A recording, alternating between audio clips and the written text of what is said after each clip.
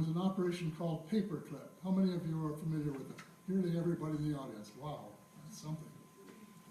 And of course, they got a list of good scientists and asked the president for his permission. He said, okay, as long as they have not had any direct connection with the Nazi Party. And then, of course, the military ignored the condition that had applied to the approval and just brought whoever they wanted. And some of them had been very active Nazis during the war. And they gave them new identities, new CVs, and then new jobs in the United States, in the armed forces, in the civil government, and some of them, I to believe, in some of the intelligence agencies as well. A funny dichotomy, at least I think it's funny. Here is the CIA, one of the most mysterious organizations in the world, and perhaps one of the most dangerous in many ways. After the war, they had one hand out looking for Nazis who had slipped through the boundary somehow and were in the United States illegally so they could throw them out. On the other hand, they were recruiting and bringing in Nazis and giving them new identities, new CVs, and all of the things necessary for a distinguished career in the United States. And that was the beginning of what President Eisenhower called the military-industrial complex. It was allegedly to fight communism, of course, but he warned us that it was more than that. And unfortunately, like with most prophets, we paid no attention. But it is now an integral part of the power elite. The 1/10 of the top 1% that I and others have labeled the cabal. It comprises, first of all, the Council on Foreign Relations that began the whole process, then the secretive group called the Bilderbergers. They're post-war. They had some ideas for unification of Europe, but later they became much more than that. And today they're one of the most secretive and most powerful organizations in the whole world. Then the third group was the Trilateral Commission. Zbigniew Brzezinski decided that as Japan was coming up, it should be in the loop. So you mentioned that to David Rockefeller, who took it to a Bilderberger meeting, and they decided it was a good idea, so they came back, and Rockefeller initiated the formation of the Trilateral Commission, and it was more open than the others. They have actually records that you can read. It's way down. And so on. But I call them the Three Sisters, and they are organizations where some of the members belong to all three of the organizations. The power elite, also known as the cabal. So the cabal consists or comprises not only of the Three Sisters, but also the banking cartel, which is at its apex. The top bankers in the world who have so much power that makes you shudder. And then beneath the banking cartel is the oil cartel. And then the transnational corporations. And then the intelligence agencies, the CIA, the FBI, the NSA, our big brother. You don't need to worry where you are these days because they'll be able to tell you. They know where you are. Keep very close track of all of us, especially some of us that they are interested in. And So, in addition to the intelligence agencies, is a huge chunk of the U.S. military, all part of the same cabal. I should have mentioned that a couple of other agencies are involved, the British MI6 and the Israeli Mossad. They have a very close working connection with the U.S. intelligence agencies.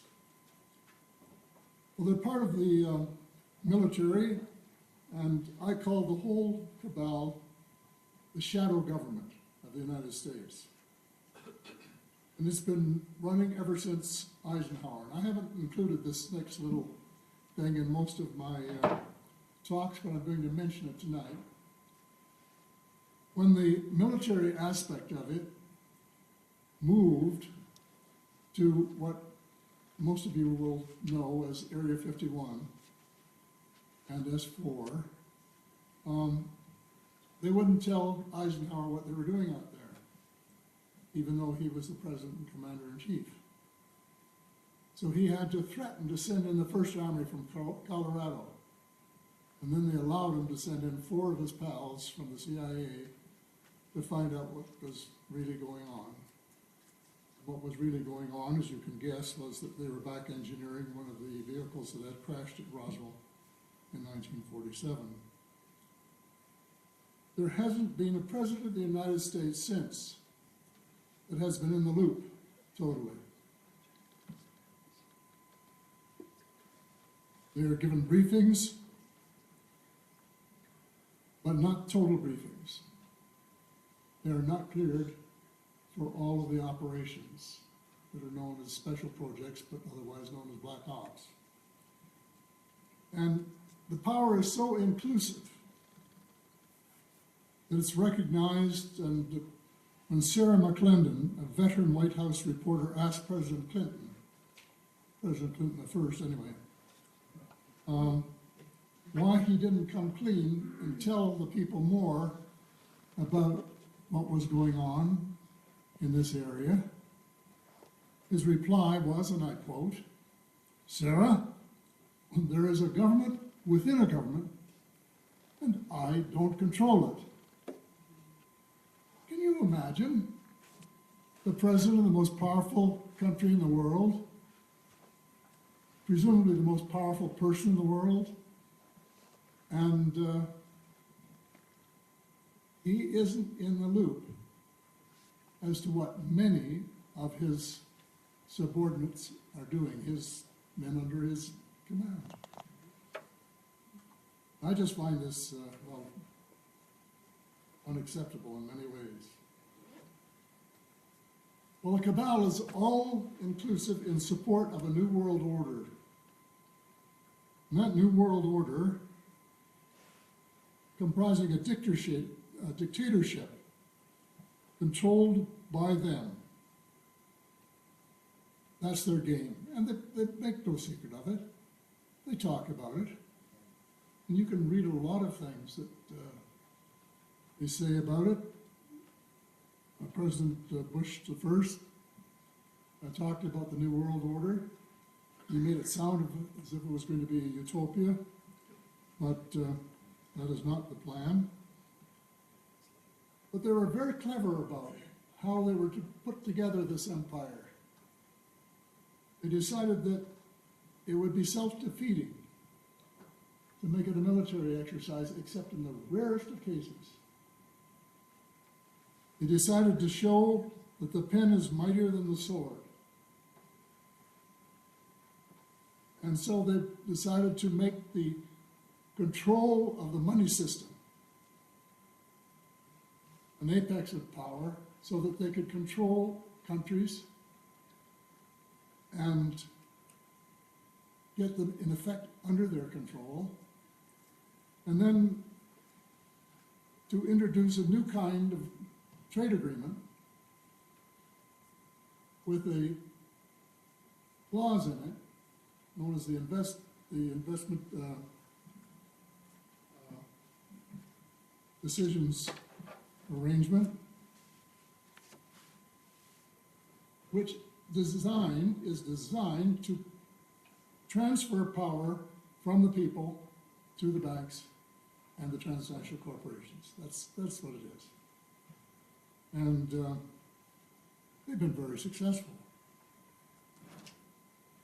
Well, the apex of their power is the money mafia, which has been robbing ordinary citizens for centuries. And the money mafia, the cartel, has a monopoly on money creation. Consequently, as money is the gasoline that drives economic engines, they control the levels of unemployment and rates of growth in most countries in the Western world, including ours.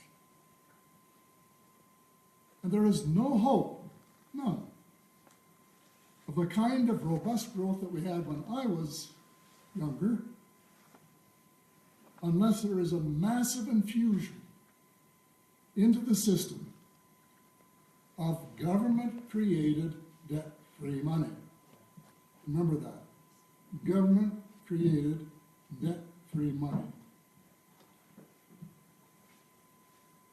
And to understand what I'm talking about, a little history of what money is and where it comes from is probably helpful. In Canada today, our money supply consists of less than 1% coins. I have a few of them in my pocket here. You don't use them very often because they won't go very far. And then bills, and coins and bills together make up less than 3% of the Canadian money supply. The rest is all bank deposits. 97% of what we call Canadian money is virtual money. It's not real money. There's no legal tender there. It is just computer entries. That's all it is. You know, the first governor of the Bank of Canada, William Towers, I had the privilege of knowing him fairly well, said money is nothing but a book entry, that's all it is. If he were alive today, he would just say money is nothing but computer entry. That's all it is. And what I say is, if that's all it is, why have we got so many unemployed people for the lack of a few well-placed computer entries? And so that's really what the name of the game is all about. If you go back about 3 centuries, Charles I confiscated all of the money, gold and silver, in the Tower of London. So we'll call him Mr. Nice Guy, robbing his subordinates, his people. And then they had to look for a new place to put their gold and silver, so they decided on the goldsmiths of Lombard Street. And the reason they chose the goldsmiths of Lombard Street is because they had boxes that were fireproof to keep their own gold and silver in. So the rich people of London were able to bring in their gold and silver and put it in the boxes of the goldsmiths, and the goldsmiths gave them receipts for it. Paid them 6% interest on the understanding that they could then lend it to their rich friends at interest until it was needed. Well, something happened that you would all be familiar with. People didn't come in and get their gold every time they wanted to buy something. Imagine getting a big sack of gold to buy a fur coat and giving it to the furrier, and then he would have to take it back to the goldsmiths the next day because they wouldn't want to keep it around and have it stolen or burned or whatever. And so they traded the receipts instead. It was sort of a precursor of banknotes. And it was a scam because they found they could lend more of those notes than they had gold in their vaults. And it was illegal. But they got away with it because when the Bank of England was chartered on June the 27th, 1674, it was vindicated in a way. King William had been fighting this war in France and was not doing well, and he needed new navy and new armaments, and he had no credit. His credit wasn't good, so somebody suggested, well, how about a bank? So the rich people of London put in £1,200,000 in gold and silver and lent it all to the king at 8%, which is a pretty good interest rate for a government guaranteed loan. But then he said, thank you very much for doing that, and I'm going to reward you by allowing you to print, P-R-I-N-T, another £1,200,000 to lend to your friends, your rich friends, at high interest rates, which they did. So, what did that mean? It meant that they were lending the same money twice, once to the king, once to their friends, and collecting interest from both at the same time.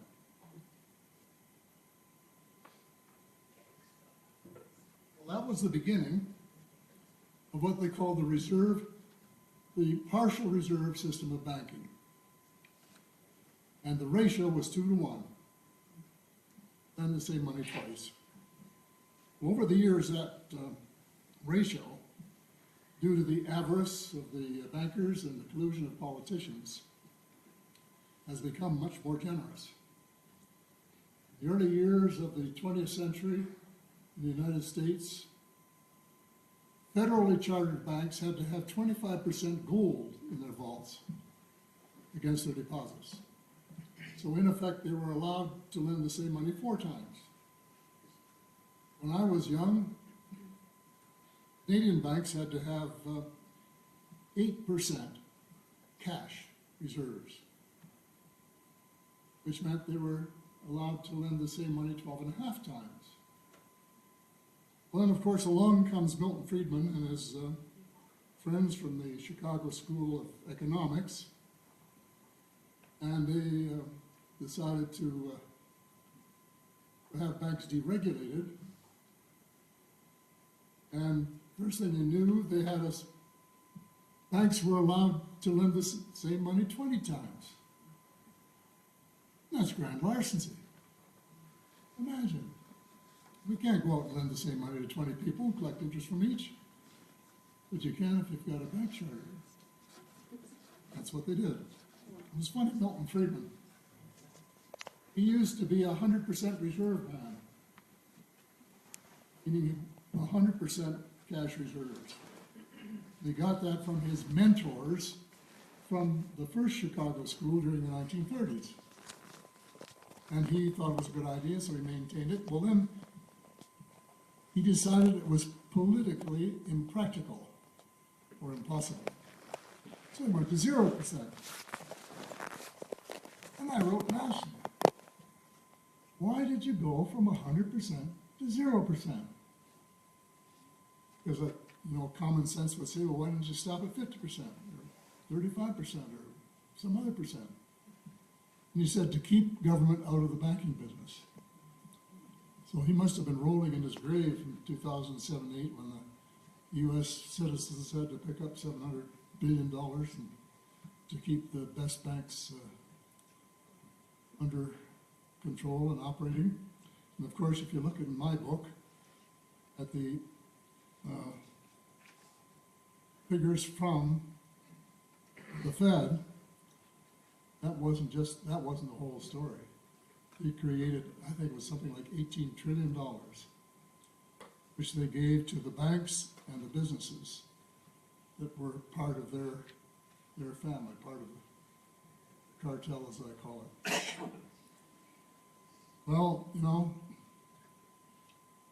just a couple of years ago, there was an investigation in Montreal about the mafia, and they had been taking 2 to 2.5% off the top of all the contracts for roads and sidewalks and all of this sort of thing. The money mafia take 95% off the top. Can you believe? Well, if that isn't granular efficiency, I don't know what it is. But they can lend, first of all, if they have 5 million, what I call blood, sweat, and tears money. That's the kind of money you earn if you go to work and slave it out all week. And, or if you raise cattle, or if you got here or work in a hospital, whatever. That's blood, sweat, and tears money.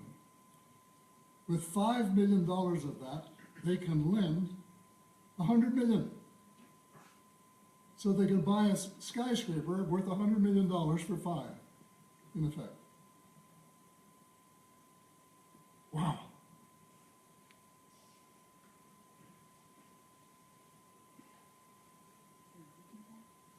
It really bugs me. I keep thinking of the poor students. I've been talking to a lot of them. Borrowed $50,000. I talked to one doctor the other day, $80,000. And they have to work like mad to pay it off. And so for the banks, all they need is $2,500 in blood, sweat, and tears money to create a loan to the students of $50,000. The students have to pay back $50,000 in blood, sweat, and tears money, plus interest. Plus interest. Well, the way banks create money is interesting. If you decide you want to borrow $35,000 to buy a car, say you go to see your friendly banker and tell them what you want, and say, do you have any collateral, bonds or stocks or whatever, second mortgage on your house or your cottage? If you don't have any of those things, a rich relative will co-sign for you. And as soon as they've got collateral equal to 2 times the value of the loan they're going to make it, they'll have you sign a note. The bearer, that's you, promises on demand to pay the $35,000, incidentally blood, sweat, and tears money, with interest. And as soon as you sign that, they go over to their computer and they go like that. $35,000 appears in your bank account that you can go out and buy the car with. Seconds earlier, that money did not exist. It was created out of thin air. The biggest myth in banking, and it's a deeply embedded myth, is that when you go in to borrow money from the bank, they're lending you the money that somebody else deposited the day before. Not true. The chances of that happening is 1 in thousands, because they're fully lent out. You go in to borrow money, they create it for you. That's their business. They manufacture money. And the more money they manufacture, the more they make. Because the way the system works, let's say that you are reading the local paper and the next year's cars are going to all be electric and better for the same price or whatever. You're going to wait. You leave your $35,000 in the bank. Between then and the time that you use it, they will pay you either 0 interest or perhaps 1/8 of 1% on your money, and they'll be collecting 4 or 5 or 6% on your note. And the difference is called the spread. So the more loans they create, the greater the spreads that they have, and the more money that they earn. It's a kind of double entry accounting. That your note is an asset on their books, and the money they create and put in your account is a liability. So the present system is insane, in my opinion. And you don't need a PhD in economics to know it. Grade 12, grade 8 mathematics, you could tell that the system is both unstable and unsustainable. And I wasn't kidding when I said that they have been robbing the rest of us for centuries. Sometime this year, 1% of the world's population will own as much of the world's wealth as the other 99%. Put another way, I better get some water for this so that I can swallow it.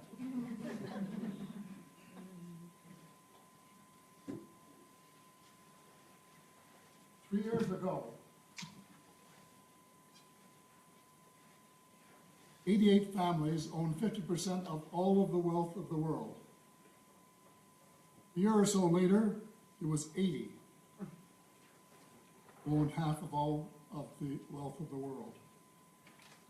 This year, it is 62 families who own half of the wealth in the whole world. Families you could put on one suburban street in a normal city. I can't get my mind around this. My mind goes berserk when I start to think about it. Let's start with cities. Tokyo, Beijing, Peking, across the pond, Vancouver, Calgary, San Francisco, Los Angeles, New York, Philadelphia, Toronto, Montreal, jump the pond, Manchester, London, Paris, Bonn, and on around the world. Every second one of those cities is owned lock, stock, and barrel by 62 families. I don't know, maybe you can digest it, but and it's true. I mean, they figured it out somehow. Well, that's worth it. The reason is for two things. One, the money monopoly. Bankers creating all of the new money, which they didn't always. And the second one is the concentration of wealth due to globalization and trade treaties that transfer power from the people to the elite. And these are leading to disaster.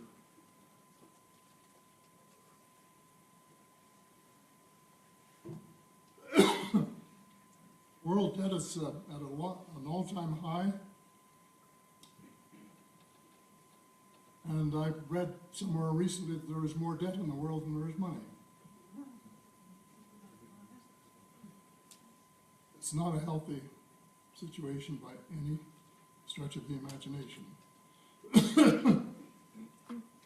And the Davis Forum has estimated that world unemployment this year could soar to 250 million people.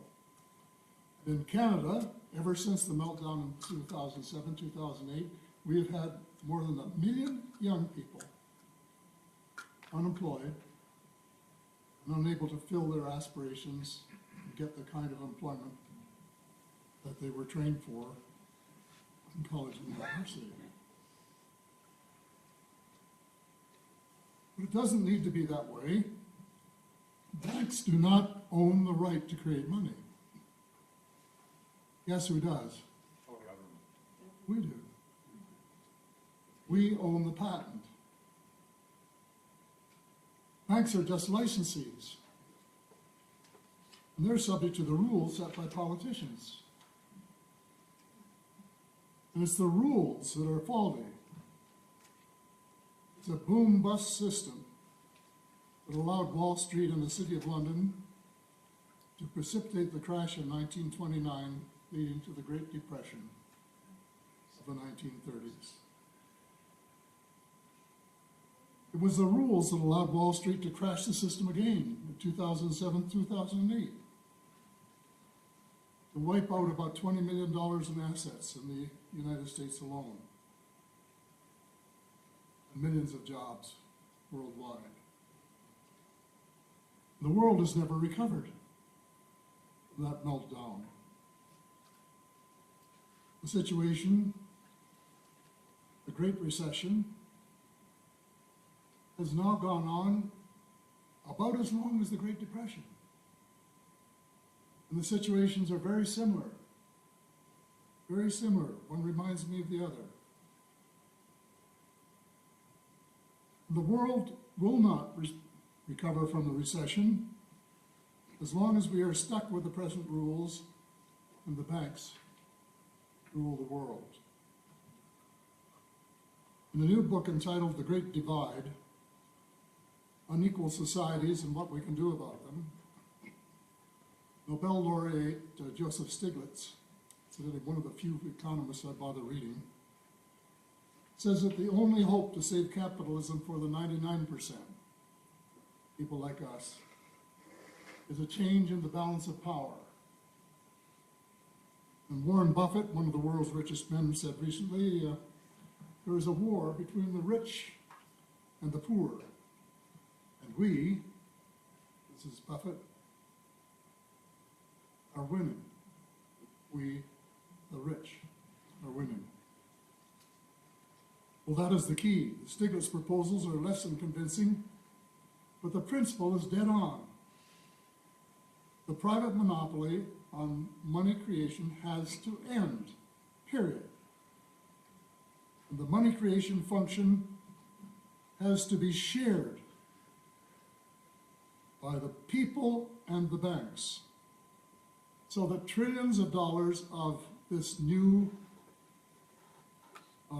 government-created debt-free money will be available to spend into circulation and to save our economy and those of the world.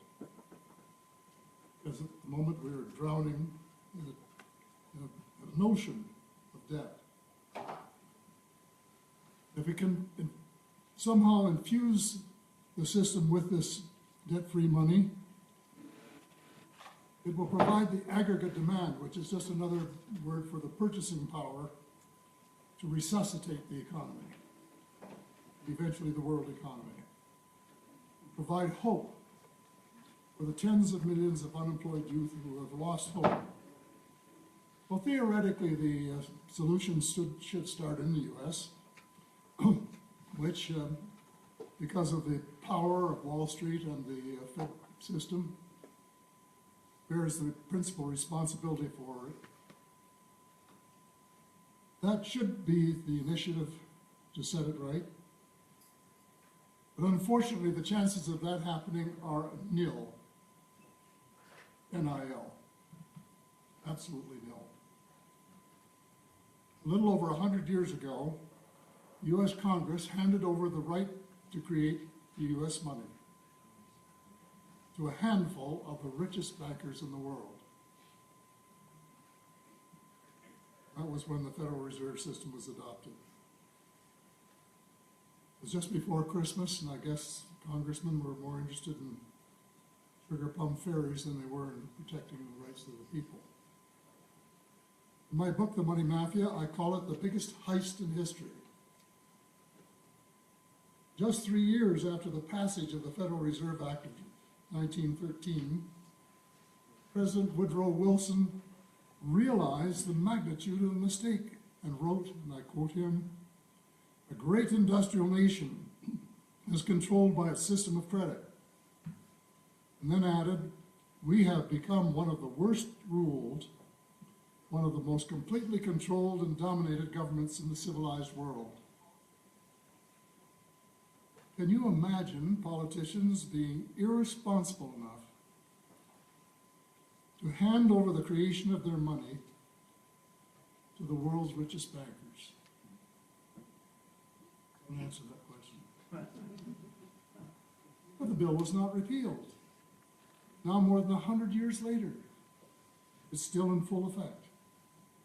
Nor is it likely to be repealed as long as it is legal for financial institutions to contribute to political election expenses.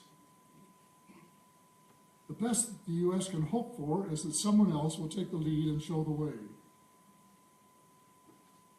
One success would create the political climate for action in other countries. Well, of all the countries in the G20, Canada is in the best position to act, probably the only position to act. We have all of the essentials. We own our central bank outright, 100%. And that is, it's interesting, that is really the result of one man. Jerry McGeer, former mayor of Vancouver, became a member of Parliament and talked to the Prime Minister, William Lyon Mackenzie King, and convinced him of the necessity of nationalizing the Bank of Canada, which had been created as a public bank. Well, then the Minister of Finance has the ultimate control over policy. Some of you will remember the so-called coin affair, when Mr. Diefenbaker was trying to get Mr. Coyne to change interest policy. And after that, the compromise with the successor, Mr. Razminski, was that the bank be given the independence for day-to-day operations, which is fine, but that the Minister of Finance would have the final authority. And he could send a letter to the Governor of the Bank of Canada, and the Governor would have to follow the policy set down. And the only caveat was that the letter had to be published in the Canada Gazette so that we, the people, could say, well, the minister was right and the governor was wrong, or vice versa, depending on what our position happened to be. And finally, we have a precedent. And precedents are very important, you know. We have a precedent of a system where power was shared, and the money creation function was shared between the Government of Canada and private banks. So we've done it before, we can do it again. There's an old song, I think, along those lines. And the only thing that is missing to recreate that precedent is the political will to innovate when the need is so obvious. Well, this distresses me. There are advantages and disadvantages of being senior citizen. But I remember, first of all, the bad system of the 30s, the raw poverty. And I remember that in 1938, there were no jobs in Canada. And then along comes the war, and what happens? Everybody's soon working. The armed forces, the Army, the Navy, the Air Force, building factories, making munitions, getting on with the war, making a contribution far beyond the normal capability of a country this size. And you may say, well, where did the government get the money to do that? Well, the Bank of Canada printed it, P-R-I-N-T-E-D. And the government, it gave the Government of Canada large amounts of government-created money at near zero cost, which the government spent into circulation to do all of these things that had to be done. And then, when the money finally wound up in the private banks, it was what the economists called high-powered money, which was the 8% that I was referring to earlier, so that they could increase their lending and help people build factories and do other things. Well, this is the system that got us out of the Great Depression, through the war, in great style, and then after the war, helped us build the infrastructure. St. Lawrence Seaway, massive project. Trans-Canada Highway, DEW Line, Distant Early Warning Line, radar stations right around the periphery of the continent. And we agreed to pay for that. And we did a lot of other things. And we did all of this without accumulating any significant debt. And, for your assurance, without any more inflation than the average in the OECD countries. It was non-inflationary. So we've tried it. It worked. It worked well. It gave us the best 35 years of the last 100 years. Well, then along comes Jerry Bowie as governor of the bank, and he changes the system. He abandons us, the shareholders, and starts taking his orders from the Bank for International Settlements, which just happens to have a bit of a shady history, supported the Nazis before, after, during, and after the war, and is controlled by the rich elite, the top bankers in the world. In addition to trying to control some cost-push inflation by massive recessions that they brought on in 81, 82, and 90, 91, they said no more money, low-cost money for governments. They have to borrow in the market. Well, that's what we had to do. And of course, in 81, 82, they raised interest rates to about 22% maximum. And in the United States, 18 to 19%. And we had to borrow money at these higher interest rates. A lot of people unemployed as a result of the recessions, weren't paying taxes, so we had deficits, rolled over into debt compounded at that rate of interest in every 4 years. And I have a friend in the United States who wrote a book called The Web of Debt. Her name is Ellen Hodgson Brown. Has anybody read it? Several of you have. You should read the first 100 pages. You can skip the rest, I think, but the first 100 pages really gives you an idea of what this system is all about and how things developed. She said to me one day, guess how much interest you poor Canadians have been paying because you haven't been able to borrow from the Bank of Canada. She gave me a number and I said, I don't believe you. Well, as a Privy Councillor, I still have privileges with the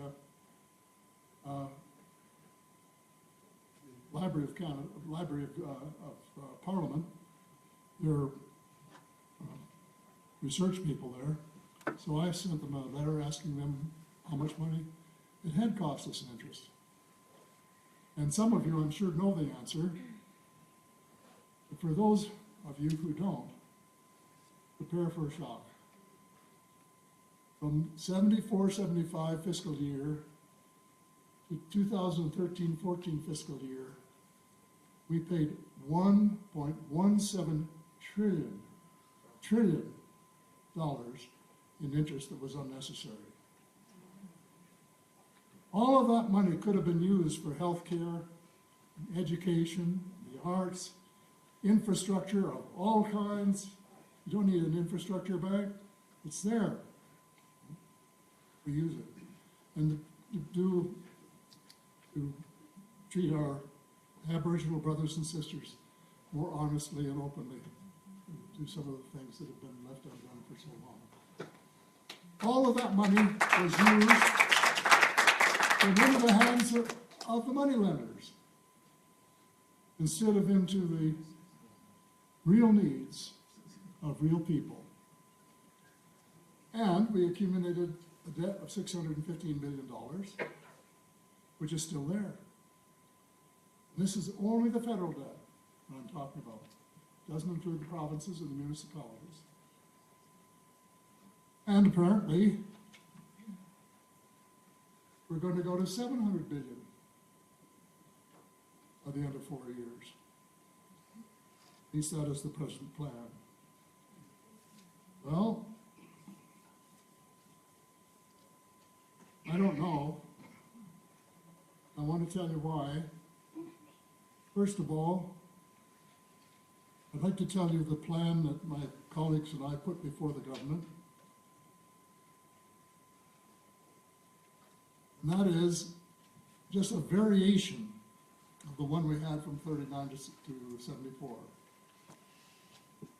And the only difference would be that instead of giving the Bank of Canada bonds, we would give them shares in Canada, non-convertible, non-redeemable, and in other words, it's just a bookkeeping thing that they have so they can balance their books. We suggested that they create $150 billion a year, starting immediately. We wanted the government to have this done before June, last June, and the previous government before it. And they deposited in the bank accounts of the federal government on the understanding that it's split 50-50 with the provinces and the territories on a per capita basis. I think Alberta's share, based on those figures, was something like $8 billion a year. To do this for 7 years, and that would accomplish several things. First of all, it would give us more than enough money to do all of the things that we should be doing, catch up. Where we've been underfunding, we can start funding properly, and getting the job done, and building infrastructure, replacing worn-out water pipes, building new bridges, building new transportation systems in the cities, and so on. And we would have more than enough money to do it,